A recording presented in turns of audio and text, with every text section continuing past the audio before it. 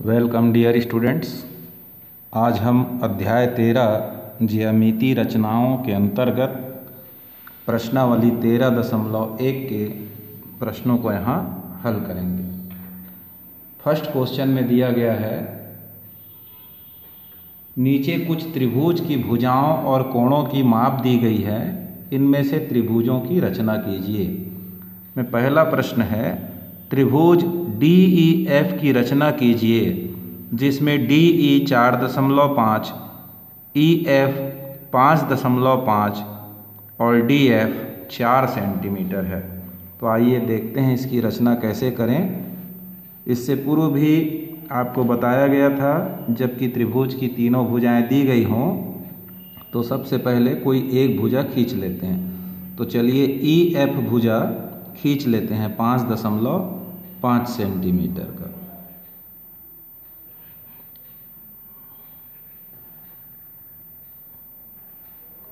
तो ये सबसे पहले EF भुजा हमने खींचा 5.5। अब D ऊपर होगा कहीं, तो E से D कितना है 4.5। तो 4.5 सेंटीमीटर का चाप लेंगे। उसके लिए प्रकार की सहायता से हम ये 4.5 का चाप ले लेते हैं और बिंदु E पर रखकर ऊपर की ओर एक चाप काटेंगे। फिर DF दिया हुआ है 4, तो 4 सेंटीमीटर का चाप ले लेंगे। इसको थोड़ा छोटा कर लेते हैं। ये 4 का चाप लेने के बाद F पॉइंट पर रखकर EF के उसी ओर काटेंगे जिधर पहले चाप काटा गया था। दोनों चाप जिस बिंदु पर मिलते हैं यह बिंदु होगा D। अब हम DE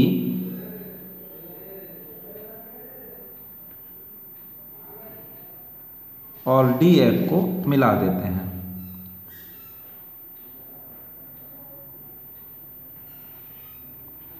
त्रिभुज DEF की रचना हुई। इसके रचना के पथ को देखेंगे।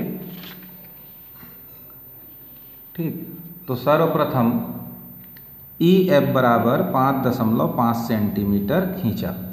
ठीक, दूसरा काम E और F से क्रमशः 4.5 सेंटीमीटर और 4 सेंटीमीटर का चाप लेकर रेखाखंड EF के ऊपर या एक ही ओर लिख सकते हैं, एक ही ओर चाप काटा जो परस्पर D पर मिलते हैं।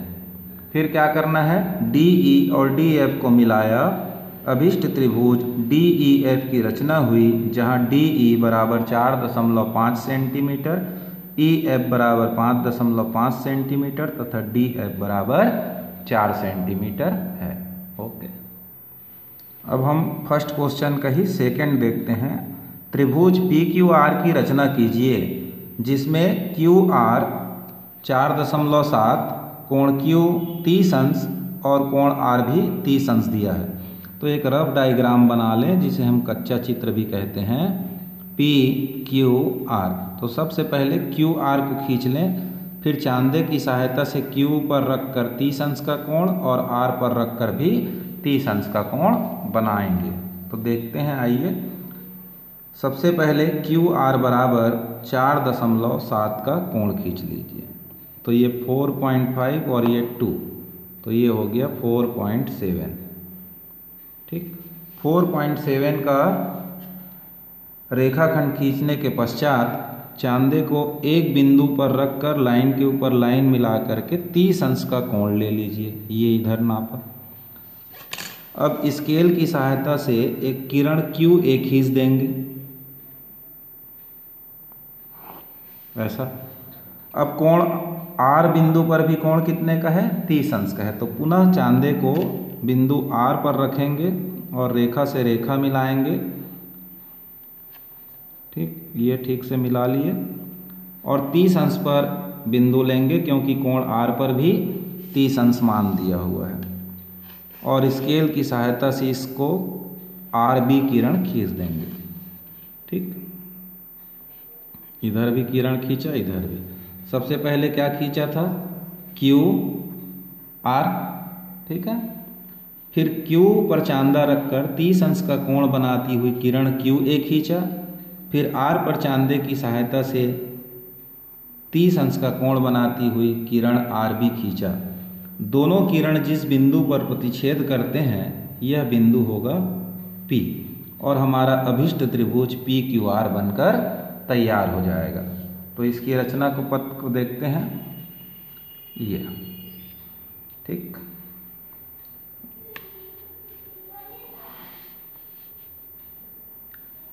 देखिए, सर्वप्रथम क्यू आर बराबर 4.7 सेंटीमीटर खींचा।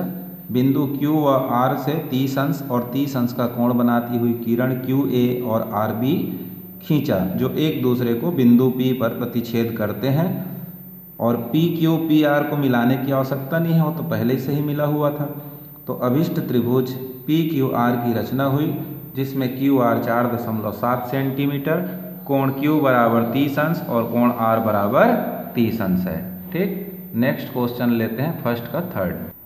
पहले का तीसरा प्रश्न कहता है त्रिभुज ए बी सी की रचना कीजिए, जिसमें कोण बी 60 अंश, बी सी 5 सेंटीमीटर और दो भुजाओं का योग ए बी और ए सी का योग 8 दिया है। तो हमको यहाँ नहीं मालूम कि ए बी कितना है और ए सी कितना है, पर दोनों का योग दिया हुआ है 8। तो हम सबसे पहले भुजा बी सी खींचेंगे, कितने का, 5 सेंटीमीटर का। तो देखते हैं, ये भुजा बी सी खींच लीजिए 5 सेंटीमीटर का, ठीक। फिर बी सी खींचने के बाद कोण B बराबर 60 अंश दिया हुआ है, तो चांदे की सहायता से भुजा BC पर रखकर 60 अंश का कोण बनाइए बिंदु B से। तो ये B पर चांदे का बिंदु रखा, लाइन से लाइन मिलाया, चूंकि रेखा इधर है BC रेखाखंड, इसलिए गिनती इधर से करेंगे और ये 60 अंश पर निशान लगा करके 60 अंश का कोण खींचेंगे जी।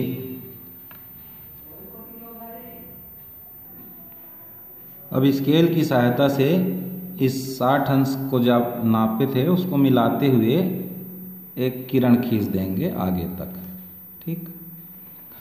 इसी भुजा पर B से इधर किरण खींचा हूँ BP, इसी भुजा पर कहीं A होगा, परंतु ये नहीं मालूम कि कहाँ पर है। तो दिया क्या है, AB धन AC 8 सेंटीमीटर है, तो हम 8 सेंटीमीटर का चाप लेते हैं, ठीक है। तो ये 8 पर प्रकार का एक पॉइंट रख लीजिए और प्रकार को फैला लीजिए, ठीक 8 सेंटीमीटर जी, ये ठीक है। और B पर रखकर एक चाप काट दीजिए, किस पर, किरण B पर, ये चाप काटिए। और जहां आपका चाप कट रहा है उस बिंदु को C से मिला लीजिए।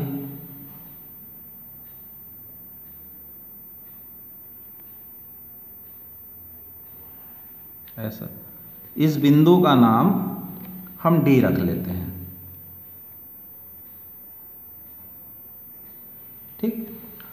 अब त्रिभुज बनाना है ABC, तो करेंगे क्या, सबसे पहले देखिए BC 5 सेंटीमीटर खींचा, ठीक। कोण B बराबर 60 अंश बनाती हुई किरण BP खींचा।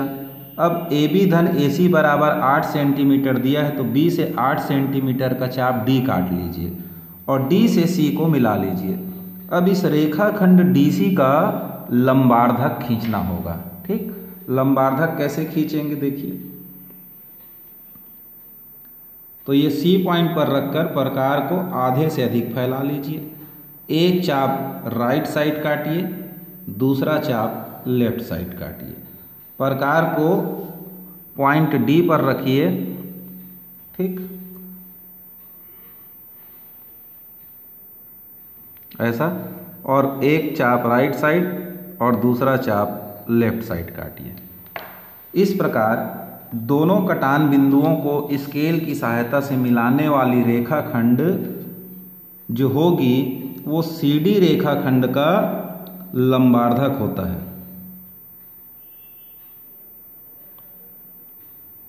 ये। इस रेखा का नाम हम रख लेते हैं L। ठीक, अब ये L रेखा जो हमने खींचा तो BD को जिस बिंदु पर प्रतिच्छेद करेगी यही बिंदु अभिष्ट बिंदु A होगा। ठीक, और इस A से C को मिलाएंगे।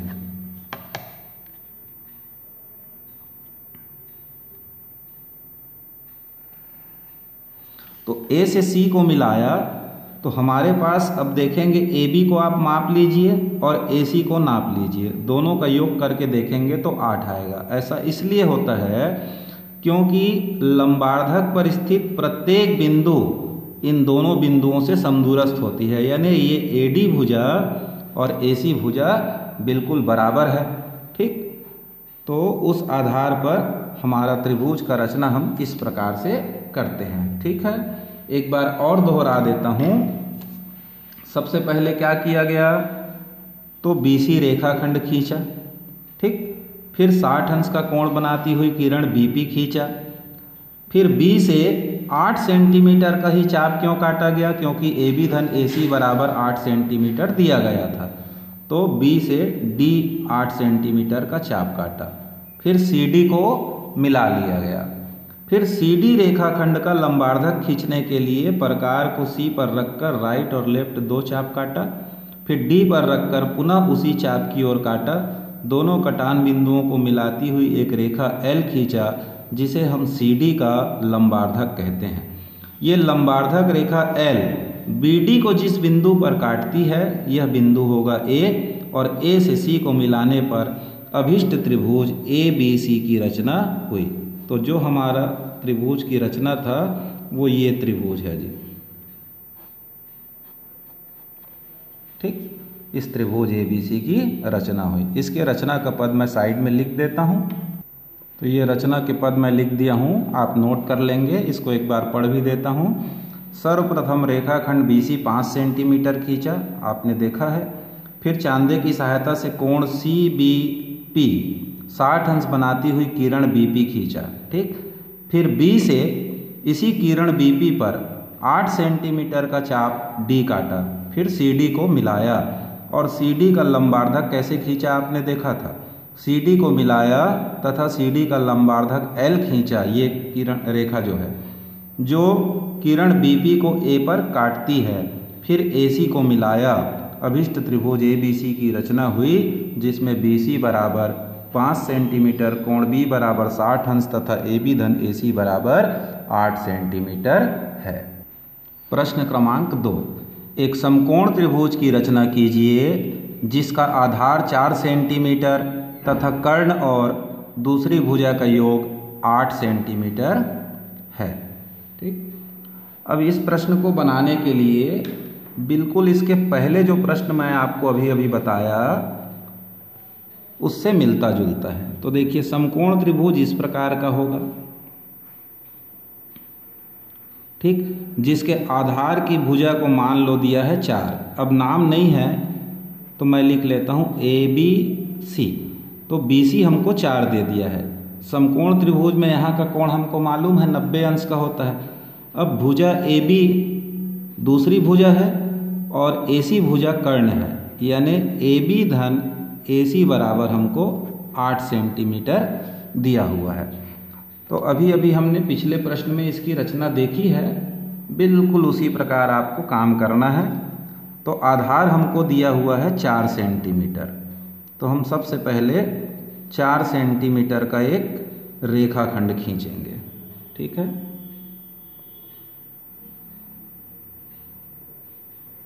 ये 4 सेंटीमीटर का नाप ले लिया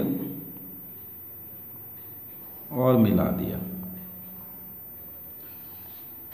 पिछले प्रश्न में हमको कोण B बराबर 60 अंश दिया था। यहाँ समकोण त्रिभुज है तो कोण का मान हमको समकोण त्रिभुज का मालूम है, कितने अंश का होता है, 90 अंश का होता है। तो हम यहाँ कोण B पर चांदे की सहायता से 90 अंश का कोण लेंगे। ठीक, और 90 अंश का कोण बनाती हुई एक किरण खींच देंगे।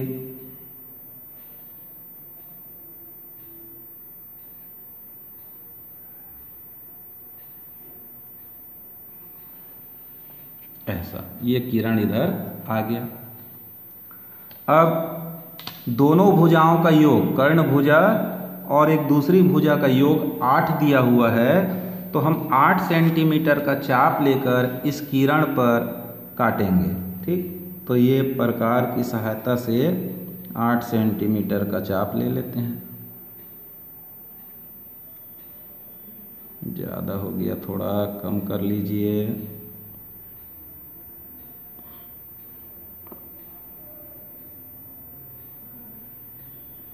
ये 8 सेंटीमीटर का चाप ले लिया। अब यहाँ B पर रख करके हम चाप इस प्रकार से काटेंगे। फिर क्या करेंगे, इस बिंदु को इस C से मिला लेंगे।